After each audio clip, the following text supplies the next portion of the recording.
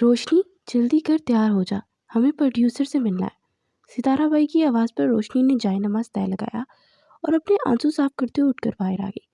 دیکھنا، اگر تجھے آئٹم سانگ کے لیے رکھ لیا نا تو جتنا سال میں یہاں کماتی ہے وہاں ایک سانگ سے اتنا کما لے گی، اور اگر پروڈیوسر کو خوش کر دے گی تو مزید فائدہ ہو سکتا ہے۔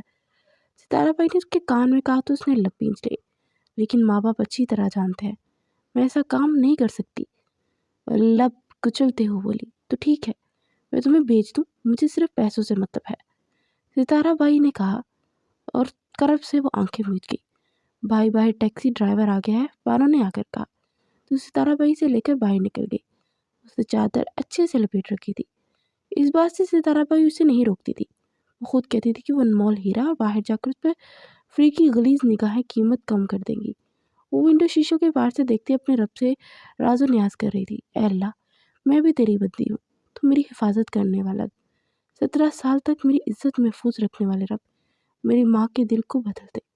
اس نے تیار ہو کر آئینے میں خود کو دیکھا اور پھر والٹ وغیرہ رکھتا باہر نکلا تو کوئی زور سے اس سے ٹکرایا۔ What the hell؟ وہ چلایا، مگر پھر اپنے بھتیجے امن کو دیکھ کر اس کا بدلتا منہ ٹھیک ہو گیا۔ اے امن بیبی، کیا کر رہے ہو یار؟ دھیان سے چلو تاکہ چوٹ نہ آئے، مسکرا کر بولا۔ اف، کوئی ہمیں بھی یوں مسکرا کر دیکھے۔ امن کی ماسی ہمیرا نے اس کے کندھے پر ہاتھ رکھ کے مسکرا کر کہا۔ اس نے ایک جھٹکے سے بازو سے پکڑ کر سامنے کیا۔ اپنی حد میں رہا کرے مس ہمیرا، وہ ناگواری سے بولا، پھر تیزی سے باہر نکل گیا۔ یہ آغا جان کا لاڈلا بیٹا عباد خان تھا، جو ایک ڈائریکٹر اور میوزیشین تھا، جس کے لیے اشارے کی ہزاروں لڑکیاں منتظر تھیں، مگر اسے چیپ ٹائپ لڑکیوں سے چڑ تھی اور ارد گرد کے ہر ڈائریکٹر سے بہت مختلف تھا۔ عباد نے گاڑی جا کر اسٹوڈیو کے سامنے روکی اور تیزی سے اندر بڑھا۔ ہائی سلیم، آل سیٹ؟ آڈیشن شروع کر لیا آئٹم سانگ کے لیے ڈانسز کا؟ عباد نے اپنے سیکرٹری سے پوچھا۔ جی سر، کچھ لڑکیاں سلیکٹ کی ہیں، آپ کو ان میں سے سلیکٹ کرنی ہے، سلیم نے کہا۔ عباد سر ہلا کر اندر بڑھ گیا۔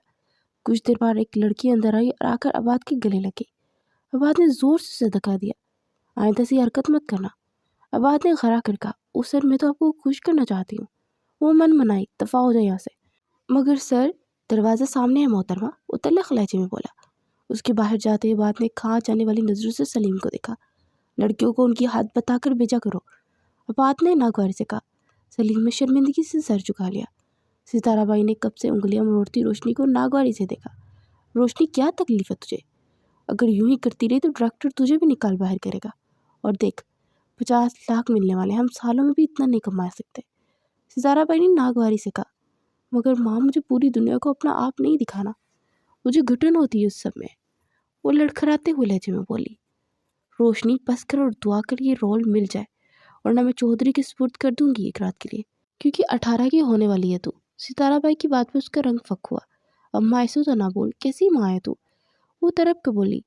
ماں بن کر سوچنے لگی تو بھوکے سوئیں گے ہم، ستارہ بائی نے شفاق لہجے میں کہا، اور روشنی خوبصورت گرے آنکھوں میں آنسو ٹپکنے لگے۔ جا کر میک اپ ٹھیک کر کے آ، ستارہ بائی نے کہا تو روشنی جلدی سے واش روم کی طرف بڑھ گئی۔ وہ ڈائریکٹر کے کمرے کے سامنے سے گزر رہی تھی کہ اندر سے ایک مرد کی آواز آئی، آئندہ سے یہ حرکت مت کرنا، عباد نے غرا کر کہا۔ او سر، میں تو آپ کو خوش کرنا چاہتی تھی، وہ آگے سے من منائی۔ پھر کچھ پل بعد وہ لڑکی باہر آ گئی تو کسی سلیم نامی مرد سے چلانے لگا، واہ، بڑا پاکردار ڈائریکٹر ہے، میں تو صرف جسم کی پجاری دیکھے ہیں۔ وہ بڑبڑائی اور تیزی سے آگے بڑھ گئی۔ اس سے بیٹھے کچھ دیری ہوئی تھی کہ آدمی نے آ کر بتایا کہ لڑکی سلیکٹ کر لی گئی ہے، تو باقی جا سکتے ہیں۔ روشنی کی آنکھیں چمک اٹھی، مگر ستارہ بائی کی آنکھیں بجھ گئی تھی۔ وہ گالیاں نکالتی باہر نکل گئی، اور روشنی جلدی سے ریسیپشن کی طرف آئی۔ پلیز میم، مجھ سے ایک کاپی پینسل دے دیں، وہ خولے سے بالی۔ کیوں، تم نے کاپی پینسل کیا کرنی ہے؟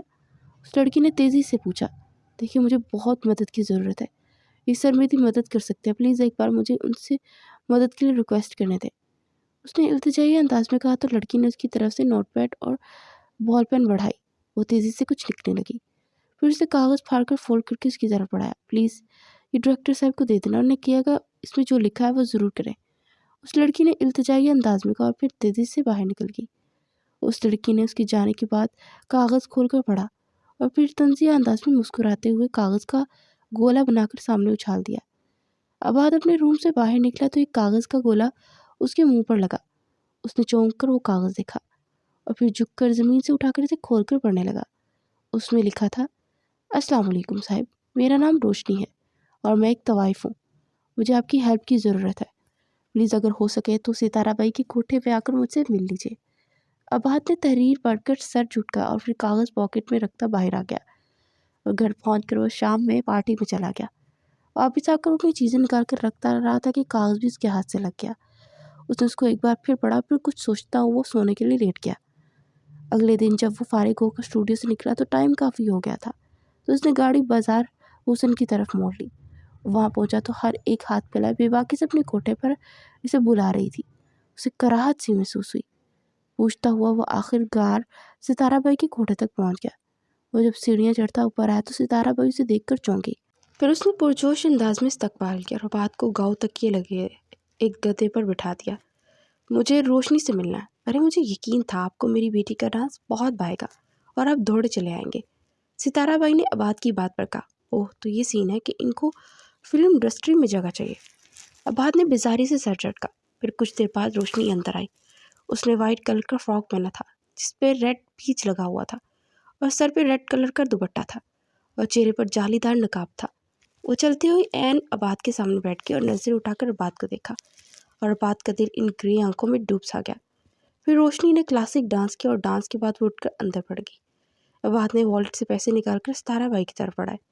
مجھے روشنی سے ملنا ہے، عباد نے کہا۔ جموں جہاز صاحب کو لے جا روشنی کے پاس اور اسے بولنا ان کو بہت خوش کر دے، ستارہ بائی نے معنی خیز انداز میں ایک لڑکی سے کہا۔ پھر عباد اس لڑکی کی میت میں روشنی کے کمرے میں پہنچا تو روشنی سامنے مضطرب سی سر جھکائے کھڑی تھی اور جالی دار نقاب ابھی بھی چہرے پر تھا۔ عباد چلتا ہوا اس کے سامنے آیا۔ تو تم میری فلموں میں کام کرنا چاہتی ہو؟ ایک کام کرنا، نیکسٹ مووی طوائف بناؤں گا تو آ جانا، اور ایسی چیپ حرکتیں کرنے والی لڑکیاں پسند نہیں، مگر ہاں تمہارا ناچ بہت پسند آیا، عباد نے تنزیہ انداز میں کہا۔ روشنی نے طرف کر سر اٹھایا تو عباد اس کی آنسو بھری آنکھوں میں بے چینی دیکھ کر ساکت ہو گیا۔ پھر وہ سر جھٹک کر مڑا۔ صاحب میں اپنی سنا دی، مگر میری بھی تو سننی چاہیے۔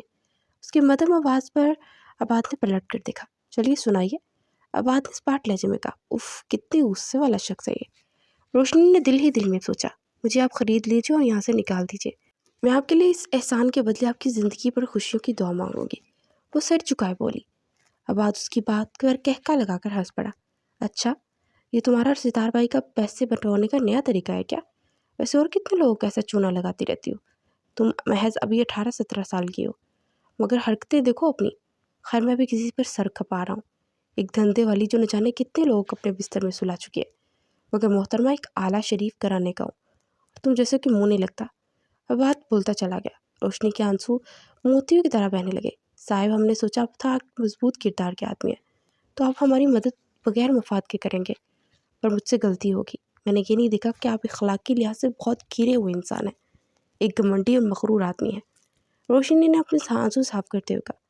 اب میرے اتنے بڑے دن نہیں آئے کہ طوائف مجھے بتائے کہ میں اخلاقی لحاظ سے کیسا ہوں۔ عباد نے ترک کر کہا، پھر ایک جھٹکے سے مڑ کر وہاں سے نکلتا چلا گیا۔ پھر دن پہ دن گزرتے چلے گئے اور اس کے بعد وہ اسے بھول چکا تھا، اور آغاز مینشن میں آج رنگ و بو کا سما تھا کیونکہ آج عباد خان کی سالگرہ تھی۔ پورا لان جگمگ کر رہا تھا۔ کچھ دیر بعد عباد فارمل ڈریس میں باہر آیا اور سب مہمانوں سے ملنے لگا۔ کچھ دیر بعد آغا جان نے اس کا ہاتھ تھما اور اسٹیج تک آ گئے۔ آج میرے بیٹے کی سالگرہ ہے تو میرے بیٹے کی آج شادی کی اناؤنسمنٹ بھی کر رہا ہوں میں آغا عزیز خان اپنے بیٹے کی شادی ہمیرا بیٹی سے طے کرتا ہوں، آغا جان نے کہا۔ عباد بے یقینی سے کبھی آغا جان کو دیکھ رہا تھا، کبھی ہمیرا کی طرف، جو کہ بڑی ادا سے مسکرا رہی تھی۔ عباد کے اندر غصے سے دھواں سا بھر گیا۔ پھر پارٹی ختم ہونے کے بعد وہ سلیم کے پاس چلا گیا۔ سلیم ڈرنک بناؤ۔ سلیم ڈرنک بنا کر لایا۔ پھر عباد ڈرنک پہ ڈرنک کیے جا رہا۔ سلیم بھی پریشان ہو گیا۔ سر بس کرے، سلیم نے کہا۔ مجھے مت روکو سلیم، آج میرے اندر بہت غصہ اور بے سکونی ہے، پتہ ہے مجھے زہر لگتی ہے وہ عورت، جب پاس آتی ہے میرا سکون چلا جاتا ہے، اسی کو آغا جان نے میرا ہمسفر بنانے کا فیصلہ کر لیا، وہ لڑکھڑاتے ہوئے لہجے بولا۔ پھر اپنا کوٹ اٹھ کر گھر جانے کے لیے نکل گیا۔ وہ گاڑی میں بیٹھا اور گاڑی گھر کی طرف موڑ لی۔ پھر اچانک نہ جانے سے کیا سوچی اس نے گاڑی ستارہ بائی کے کوٹھے کی طرف موڑ لی۔ پھر وہ کوٹھے پر پہنچ کر ستارہ بائی کے سامنے کھڑا تھا۔ مجھے روشنی سے ملنا ہے، مقبول لہجے میں بولا۔ ستارہ بائی نے معنی خیز انداز میں دیکھا۔ ٹھیک ہے دیتا ہوں، وہ کہتے ہیں والد نکال کر ان کی طرف پڑا۔ ستارہ بائی نے چپٹ کر والد پکڑ لیا اور پھر چمو کو کہا کہ اسے روشنی کے کمرے میں چھوڑا ہے۔ چمو اسے لے کر روشنی کے کمرے میں آ گئی تو سامنے روشنی کو نماز پڑھتا دیکھ عباد حیران رہ گیا۔ सितारा भाई के जाने के बाद वो चलता हुआ बेड की तरफ आया और बेड पर बैठकर रोशनी को देखने लगा। फिर सितारा सलाम फेर कर दुआ मांगकर मुड़ी तो सामने बैठे अबाद को देखकर हैरान रह गई। अबाद मबहूत था, उसको पूर्णूर चौरा देख रहा था। फिर वो उठकर उसकी तरफ बढ़ा। रुक जाइए साहब, आप होश में नहीं हैं, इस वक्त हम अकेले हैं तो पास मत आइए। रोशनी ने तेज़ी से पीछे हटते हुए कहा, तुम तो एक तवाइफ हो ना, तो फिर ये नमाज क्यों? अब्बास ने हैरत से पूछा। तवाइफ हूँ तो क्या हुआ, मुसलमान इंसान की बेटी हूँ। तो मुसलमान हुई ना, और एक मुसलमान पे नमाज रोज़ा और तकवा फ़र्ज़ है। मैं नमाज रोज़ में अपनी बेसुकूनी ज़िंदगी में कुछ पल का सुकून ढूंढती हूँ।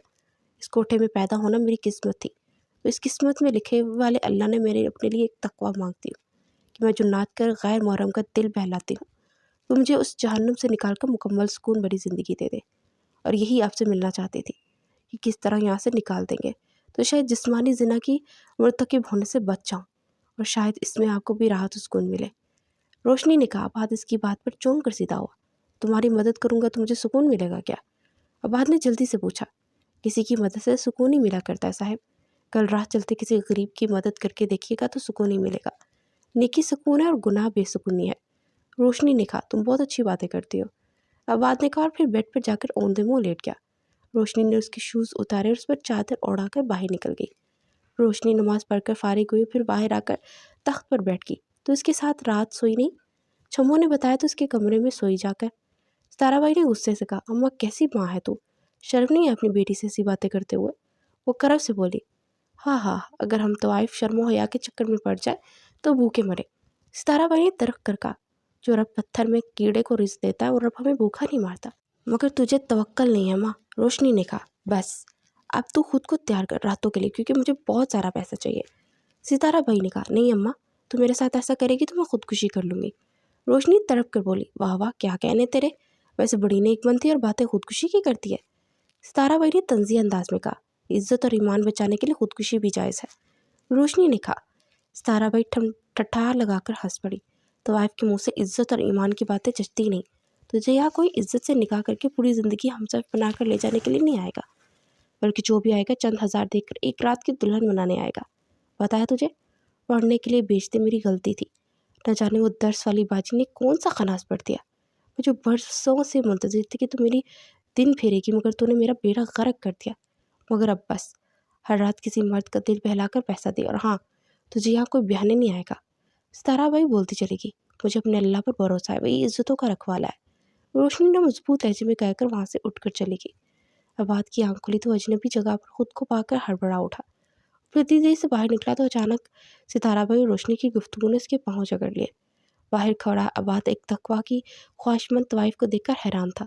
उसके अंदर शर्मिंदगी भर गई, क्योंकि वो एक आला नस्ब से ताल्लुक़ रखता था, मगर आज तक ऐसा तकवा नहीं देखा अपने आला नस्ब वाले ख़ानदान में। मगर यहाँ एक तवाइफ उसे अपने से बुलंदी पर खड़ी देखी। फिर वो सर झटक कर बाहर लपका और गाड़ी दौड़ाता हुआ तेज़ी से जा रहा था कि रास्ते में रोड की साइड पर एक बुज़ुर्ग नज़र पड़ी, जो कि बैठा थोड़ी सी सब्ज़ी बेच रहा था और हसरत से देख रहा था। अबाद के जहन में रोशनी की रात वाली बात गूंजने लगी। उसने गाड़ी साइड पर लगाई और उस बुज़ुर्ग के पास गया। ये सारी सब्ज़ी कितने की है? अबाद के सवाल पर बुज़ुर्ग ने चौंक कर देखा। सारी क्या? बुज़ुर्ग ने पूछा। अबाद ने सर इस्बाब में हिलाया। और 1000 की है ये, आपको 800 में दे दूँगा। बुज़ुर्ग ने कहा। अबाद ने 2000 निकाल कर दी और सब्जियां गाड़ी में रखकर उसने गाड़ी अपने स्टूडियो के वॉचमैन के घर की तरफ मोड़ दी और गाड़ी उसके कच्चे से घर के सामने रोकी और उतरकर दरवाज़ा खटखटाया। दरवाज़ा खुला तो वॉचमैन बाहर आया। साहिब जी आप? वॉचमैन बोला, तुम काम पे क्यों नहीं आ रहे हैं अल्लाह दिता? साहिब जी मेरी बाजू टूट गई थी, वो सर झुका कर बोला। ओह। अबाद ने कहा और फिर बटुए से पैसे निकाल कर उसकी तरफ बढ़ाए। नहीं साहिब जी, मैं नहीं ले सकता, अल्लाह दिता बोला। रखो ना यार, अबाद ने ज़बरदस्ती थमाते हुए कहा। अल्लाह दिता की आंखें भीग गई। फिर अबाद ने गाड़ी से सब्जियां निकाल कर अंदर रखी और फिर वापसी के लिए गाड़ी को मोड़ा, मगर इसका दिल आज बहुत पुरस्कून और खुश लगा। फिर रोज़ ही वो रोशनी को देखने जाने लगा। घंटों उसे देखता, फिर सर झुका इसके सामने बैठी रहती। और अबाद ने सितारा भाई से कह दिया था कि रोशनी की मर्ज़ी के ख़िलाफ़ कोई काम नहीं होगा।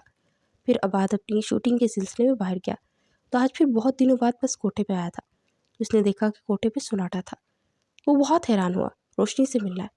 अबाद ने छम्मो से कहा। उसकी बात पर छम्मो फपक फपक कर रो पड़ी। क्या हुआ?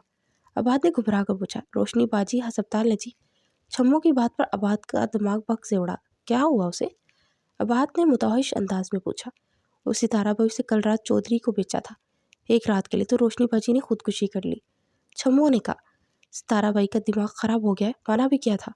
عباد نے غصے سے کہا۔ پھر وہ ہاسپٹل کو معلوم کر کے وہاں پہنچا۔ جب وہ روشنی جہاں ایڈمٹ تھی وہاں پہنچا تو روشنی سے دیکھ کر سسک اٹھی۔ اس کے آنسو عباد کو اپنا دل چیرتے ہوئے محسوس ہوئے۔ پھر وہ ایک جھٹکے سے اٹھ کر ستارہ بائی کے سامنے کھڑا ہوا۔ منع کیا تھا نا میں نے، پھر کیوں کیا آپ نے ایسا؟ ارے زیادہ چلانے کی ضرورت نہیں، تو چند ہزار رکھ کے چلا جاتا تھا روز، اور پھر کئی دن سے آیا بھی نہیں۔ تو مجھے 5 لاکھ دی چودھری نے ایک رات کے لیے، تو حامی بھرتی میں نے۔ ستارہ بائی نے منہ بنا کر کہا، ہوتی کون ہو تم روشنی کے ساتھ ایسا کرنے والی؟ عباد نے غصے سے کہا، ماں ہوں اس کی اور میرا اس پہ پورا حق ہے، مگر تم کون ہوتے اس پر حق جتانے والے؟ ستارہ بائی نے بھی غصے سے جواب دیا۔ عباد نے اپنی سلگتی کنپٹیوں کو دبایا۔ میرا کچھ دیر انتظار کرنا یہیں پر، میں بس آتا ہوں، اور تمہیں اس انتظار کے 50 کروڑ دوں گا۔ عباد کی بات پر ستارہ بائی کی آنکھیں چمک اٹھی۔ پھر عباد تیزی سے باہر کو لپکا۔ عباد 1 گھنٹے بعد آیا تو اس کے ساتھ 2 شخص اور ایک مولوی صاحب تھے۔ سلیم، یہ بیگ ستارہ بائی کو دے دیں۔ عباد نے جس کے ہاتھ میں بیگ تھا اس آدمی سے کہا، یس سر۔ اس شخص نے کہا اور بیگ کھول کر ستارہ بائی کو دکھایا۔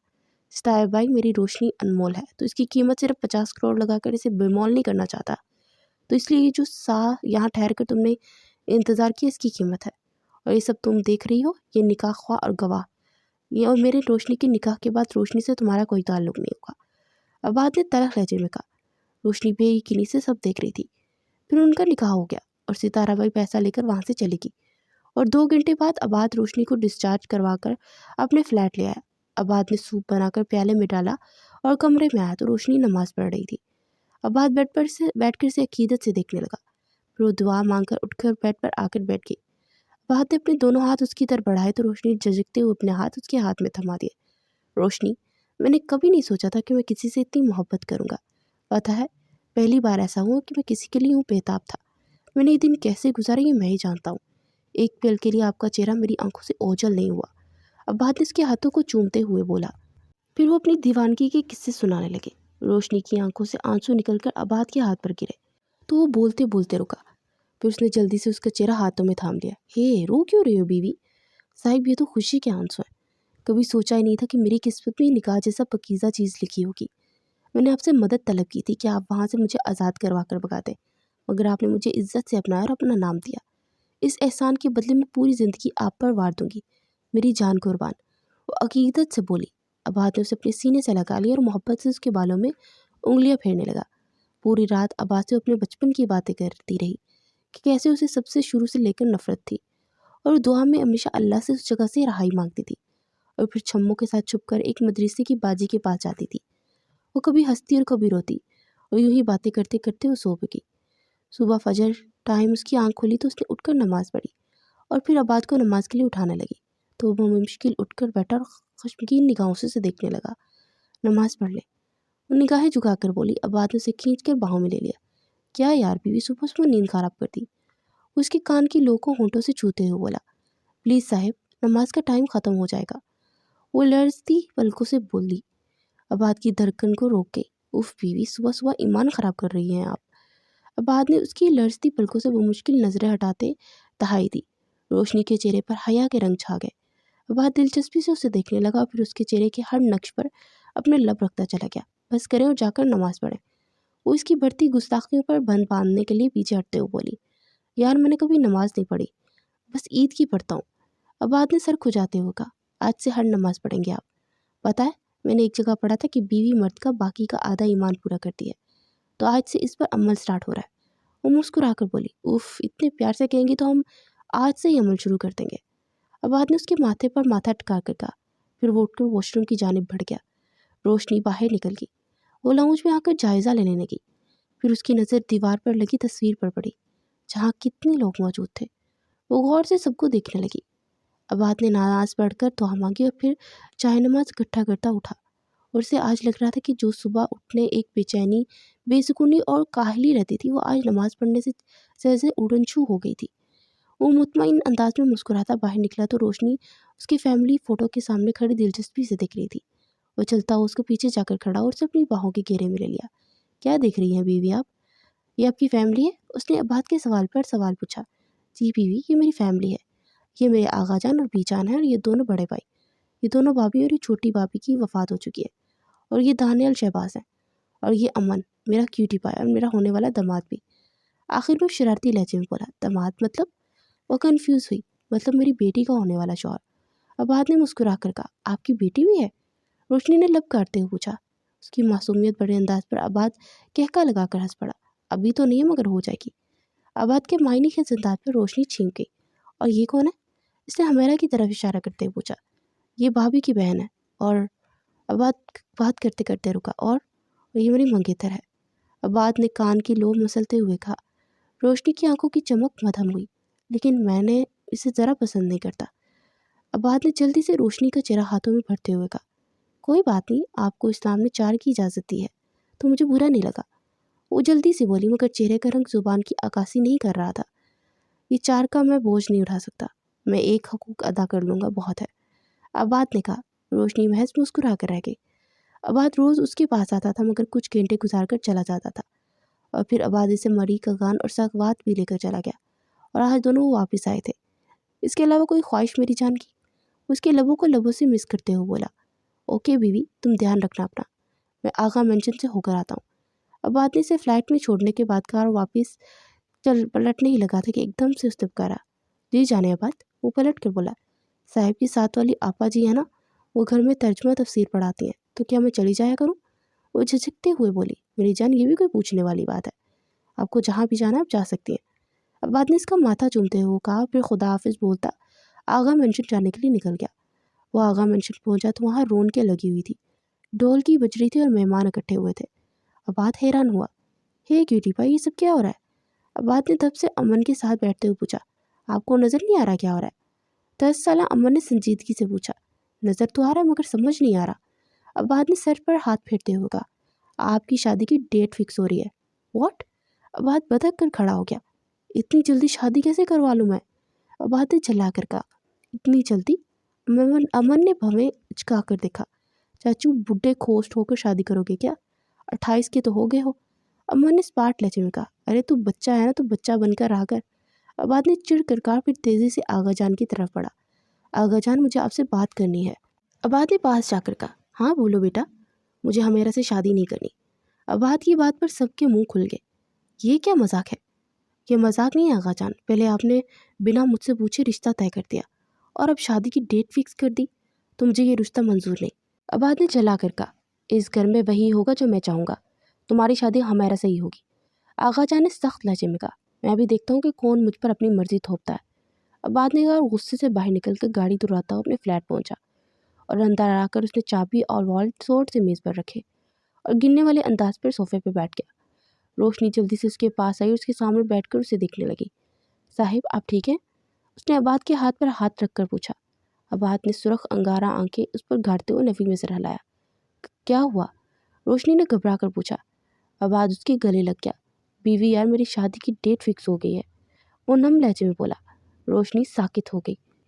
इट्स ओके साहिब, अगर आप कर लेंगे दूसरी शादी तो मुझे कोई इतराज़ नहीं होगा, वो भीगी लहजे में बोली। आबाद ने शिकवा निगाहों से उसे देखा तो चेहरा हाथों में छुपाकर रो दी। ये बात किस दिल से कही होगी आपने बीवी, हम जानते हैं। अगर हम आपसे वादा करते हैं कि हमारी ज़िंदगी में हमारी आखिरी सांस तक आप ही हमारी पहली और आखिरी बीवी रहेंगी। आबाद ने जुनून भरे अंदाज में कहा और उसको खुद में भेज लिया। फिर वो आज रात इधर ही ठहर गया था। सुबह फजर के बाद वो फिर इधर ही सोया रहा और सारा दिन भी उसने रोशनी के साथ गुजारा था। आगा जान ने सलीम को घर बुलवाया था। वो आगा मेंशन पहुंचा तो सब लोग लिविंग रूम में बैठे थे। आबाद की तरह? आगा जान ने पूछा। वो अपने फ्लैट में होंगे। सलीम ने घबरा कर कहा। वो जब गुस्से में होता है तो तुम्हारे फ्लैट पे जाता है। आगा जान ने तरक कर कहा। सलीम लब काटने लग गया। क्या सरगर्मियाँ उसकी आजकल? आगा जान के सवाल पर सलीम गड़बड़ा गया। सर जी, वो आबाद सर ने शादी कर ली है 2 महीने पहले। सलीम ने उनके सर पर बम फोड़ा। व्हाट? कौन है वो लड़की? आगा जान ने पूछा। वो एक तवाइफ है। सलीम ने सर झुका के एक और धमाका किया। आगा जान का चेहरा गुस्से से सुर्ख हो गया। उसको अभी और इसी वक्त फ़ोन करके घर बुलाओ। आगा जान ने हुक्म सादर किया। सलीम सर हिलाकर जल्दी से वायरलेस फ़ोन की तरफ बढ़ गया। आबाद ने लंच लाकर मेज़ पर रखा तो आबाद चौंक कर देखने लगा। बीवी, कितना खिलाओगी, मोटा करेंगी क्या? आबाद ने पूछा। कोई नहीं होंगे मोटे, ये जो इतनी हड्डियाँ निकली देखकर परेशान हो जाती मैं। वो इसके 6 पैक को देखते हुए बोली तो वो इसकी मासूमियत पर मुस्कुरा दिया। और आपने आपा जी के घर जाना था ना, तो गई नहीं क्या? جی گئی تھی اور جلدی آ گئی، اور ہاں انہوں نے میرا نام بدل کر فاطمہ رکھا کیونکہ ان کا کہنا یہ نام بڑی برکت والا ہے۔ اس نے سر جھکا کے کہا، ہاں بہت پیارا نام ہے ماشاءاللہ، ہم اس ویک اینڈ پر تمہارا ID کارڈ بھی بنوا چلیں گے۔ عباد نے کہا۔ فاطمہ نے اس بات میں سر ہلا دیا، پھر پاس رکھا فون بجنے لگا تو عباد نے اٹھا کر کان کو لگایا۔ دوسری طرف سلیم تھا۔ ہاں سلیم بولو، سروں میں آغا مینشن اور آپ سے کچھ ضروری کام تھا، تو پلیز آپ گھر آ جائیں۔ سلیم نے کہا، ٹھیک ہے میں آتا ہوں۔ عباد نے کہا اور پھر کپڑے چینج کر کے وہ گھر کے لیے نکل گیا۔ جب وہ گھر پہنچا تو پورے گھر میں سناٹا تھا۔ عباد کو تھوڑی تشویش ہوئی، مگر پھر وہ سر جھٹک کر لیونگ روم کی طرف آ گیا۔ سب لوگ لیونگ روم میں ہی بیٹھے تھے۔ اس نے جا کر سلام کیا تو سب نے اس کا سلام کا جواب بھی نہیں دیا۔ مجھے ایسا کیوں لگ رہا ہے کہ سلیم آپ کو سب کچھ بتا چکا ہے؟ خیر اچھا ہی ہے، میرا کام آسان ہو گیا۔ عباد نے کہا، کس قدر بے شرم ہو چکے تم، اپنی بے حیائی پر اتنے مطمئن کیسے ہو سکتے ہو؟ آغا جان دہاڑے تھے، میں نے نکاح کیا ہے تو شرمندگی کیسی؟ عباد نے اطمینان سے جواب دیا، ایک طوائف سے 2 بول پڑھ کے تم سمجھتے ہو کہ وہ شریف ہو گئی ہے، تو یہ تمہاری غلط فہمی ہے۔ طوائف جیسی نیچ ذات کبھی باوفا نہیں ہوتی۔ آغا جان نے نفرت سے کہا، اونچے اعلیٰ نسب کا شرافت اور وفا کا کیا تعلق؟ یہ ہماری میراث نہیں ہے جس کے صرف ہم حقدار ہیں، یہ اللہ کی دین ہے۔ عباد نے سنجیدگی سے کہا، بکواس بند کرو اپنی، اور تم اس طوائف کے پاس جانا چھوڑو گے فوری۔ آغا جان نے حکم دیا، سوری میں آپ کے حکم کا پابند نہیں، وہ میری بیوی اور بار بار طوائف بول کر اس کی توہین مت کرے۔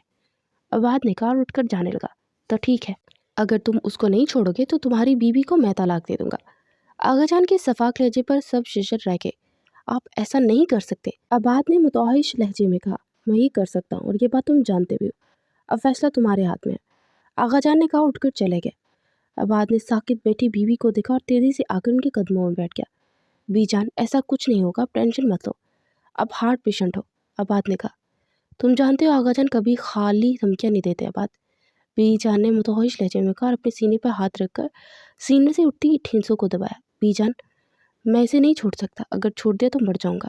وہ ترپا، تو ٹھیک ہے، کیا پسند کرو گے تم، کہ اپنی بی جان کو اس سمن میں طلاق کا دبا سجائے دیکھو تو یا پھر جنازہ اٹھتا؟ بی جان کرب سے بولی، ایسا مت بولیں۔ وہ ترپ کر بولا، بات وعدہ کرو مجھ سے، تم اس لڑکی سے کبھی تعلق نہیں رکھو گے۔ بی جان نے سینہ مسلتے ہوئے کہا، میں وعدہ کرتا ہوں آپ سے بی جان۔ وہ جلدی سے ان کی بگڑی حالت دیکھ کر بولا، پھر ایک چٹکے سے اٹھ کر اپنے روم کی طرف بڑھ گیا۔ کمرے میں آ کر وہ زمین پر بیٹھ کے پوٹ پوٹ کر رو دیا، آئی ایم سوری بیوی، میں اپنا وعدہ نہیں نبھا پایا۔ اور بڑبڑایا اور دل سے اٹھتی ٹھیسیں دبانے لگا، مگر درد بڑھتا ہی جا رہا تھا اور چند منٹ میں پسینے سے شرابور ہو چکا تھا۔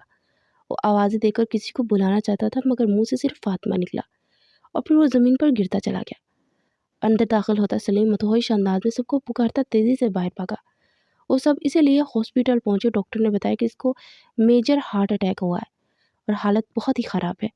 وہ سب سن کر جیسے پاگل ہو گئے تھے، اور آغا جان کو کچھ دیر قبل اپنے کہے الفاظ یاد آئے تو وہ کرب سے آنکھیں مید کے۔ صبح سے عجیب بیکلی سی چھائی ہوئی تھی، وہ بہت بے چین تھی، کہیں بھی دل نہیں لگ رہا تھا، اوپر سے وومٹ پہ وومٹ آ رہی تھی۔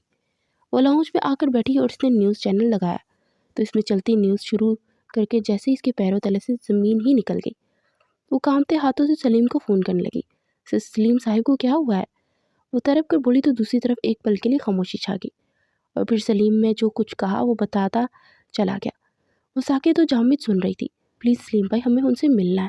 وہ بولی، نہیں بھابھی جی، آپ نہیں مل سکتی، اگر آپ یہاں آئی تو سب کے موڈ بہت زیادہ خراب ہو جائیں گے، پلیز کچھ دیر کے لیے صبر کر لیجیے، میں آپ کو اطلاع دے دوں گا جیسے ہی سر ٹھیک ہوں گے۔ سلیم جلدی سے بولا اور کال کاٹ دی۔ وہ جلدی سے اٹھی، وضو کر کے قضائے حاجت پڑھنے لگی، پھر وہ سجدے میں گری، اللہ کے حضور عباد کی زندگی کے لیے دعائیں مانگ رہی تھی۔ نہ جانے کتنے گھنٹے سے وہ یوں ہی بیٹھی تھی۔ صبح تہجد ہونے لگی تھی مگر دوسری طرف سے کوئی خبر نہیں آئی تھی۔ پھر تقریباً فجر کے بعد فون بجا تو بھاگتی ہوئی بھائی آئی اور ریسیور اٹھا کر کان کو لگایا۔ سلیم بھائی کیسے ہیں وہ؟ بھابھی ان کی حالت بہت خراب ہے، پلیز دعا کیجیے گا۔ سلیم روتے ہوئے بولا، پلیز مجھے ہسپتال آنے دیجیے، میں دور سے ہی دیکھوں گی۔ وہ تڑپ کر روتے ہوئے بولی، نہیں بھابھی جی، ہم نہیں چاہتے کہ آپ کو کوئی انسلٹ کرے، اس لیے آپ کو تھوڑا سا انتظار کرنا ہوگا، اب بس سر کے لیے دعا کیجیے۔ وہ نم لہجے میں بولا اور کال کاٹ دی۔ وہ تڑپ کر رو دی۔ 24 گھنٹوں سے زیادہ وقت ہو چکا تھا مگر ابھی تک کوئی سے ہوش نہیں آیا تھا، اس کی حالت بگڑتی جا رہی تھی۔ سب ستے چہروں کے ساتھ کوریڈور میں بیٹھے تھے کہ اچانک ڈاکٹر باہر آیا۔ آپ میں سے فاطمہ کون ہے؟ ڈاکٹر نے سب کی طرف دیکھتے ہوئے پوچھا تو سب ایک دوسرے کو دیکھنے لگے۔ وہ سر کی بیوی کا نام ہے فاطمہ، سلیم آہستہ سے بولا تو سب لب بھیج کر رہ گئے۔ بڑے صاحب، وہ وہاں بہت تڑپ رہی ہیں اور یہاں سر جی بہت تڑپ رہے ہیں۔ دونوں کا عشق کوئی معمولی عشق نہیں ہے۔ وہ دو انجان لوگ صرف چند ملاقاتوں میں ایک دوسرے کا سکون چین بن گئے ہیں۔ سر جی ان کے بغیر نہیں رہ سکتے، سانسیں چلتی ہیں ان سے، ان کا سکون ہے۔ جب سے وہ سر جی کی زندگی میں آئی نا، سر جی نے پینا بھی چھوڑ دیا۔ پلیز سر جی انہیں اپنا لیجیے۔ پھر سلیم بولتا چلا گیا، بس بہت ہوگی بکواس، نکلو یہاں سے، تم جیسا 2 کا انسان اب ہمیں سکھائے گا۔ سمیرہ تن کر بولی تو آغا جان نے ناگواری سے اسے دیکھا۔ آغا جان کے خاندان کی بہو ہیں آپ، اور اس طرح کا لہجہ آپ اچھی طرح جانتی ہیں کہ سلیم ہمارے لیے فیملی جیسا ہے، آپ اس کے ساتھ اس طرح کی بات کر رہی ہیں۔ وہ ناگواری سے بولے، لیکن یہ شخص بھی تو ہمارے گھر کے معاملات میں بات کر رہا ہے نا، اب اسے روکیے، کہیے کہ اپنی حد میں رہے، اور آپ الٹا مجھے سنا رہے ہیں۔ وہ ناگواری سے بولی، سلیم بیٹے، آپ کے ایک کام کیجیے، جا کر اس کی بیوی فاطمہ کو لے آئیے۔ آغا جان نے کہا تو سوائے بی جان کے سب کے چہرے پر ناگواری بڑے تاثرات ابھرے۔ سلیم جلدی سے وہاں سے گیا اور کچھ دیر کے بعد واپس آیا تو اس کے ساتھ ایک لڑکی تھی جس نے خود کو چادر میں چھپایا ہوا تھا۔ وہ وہاں پہنچی تو اس وقت ڈاکٹر باہر نکلا، اس نے پھر سے فاطمہ کے بارے میں پوچھا تو وہ جلدی سے آگے بڑھی۔ ڈاکٹر اسے لے کر اندر پہنچا۔ وہ اس کی حالت دیکھ کر جیسے بے جان ہونے لگی، تڑپ کر اس کی طرف بڑھی اور اس کا ہاتھ اپنے ماتھے پر رکھا سسکنے لگی۔ آپ نے مجھ سے وعدہ کیا تھا نا، آپ کبھی مجھے اکیلا نہیں کریں گے، اس طرح مت کیجیے صاحب، دیکھیے نا آپ کی فاطمہ کتنی تڑپ رہی ہے۔ وہ اس کے سینے پر سر رکھ کے تڑپ رہی تھی۔ اس کی بات کرنے کی دیر تھی کہ اس کی سانسیں اکھڑنا شروع ہو گئی۔ ڈاکٹرز جلدی سے اسے باہر جانے کا کہتے اس کا ٹریٹمنٹ کرنے لگے۔ وہ باہر آ کر جائے نماز بچھا کر ایک سائڈ پر نوافل پڑھنے لگی۔ عباد کی حالت بگڑتی جا رہی تھی۔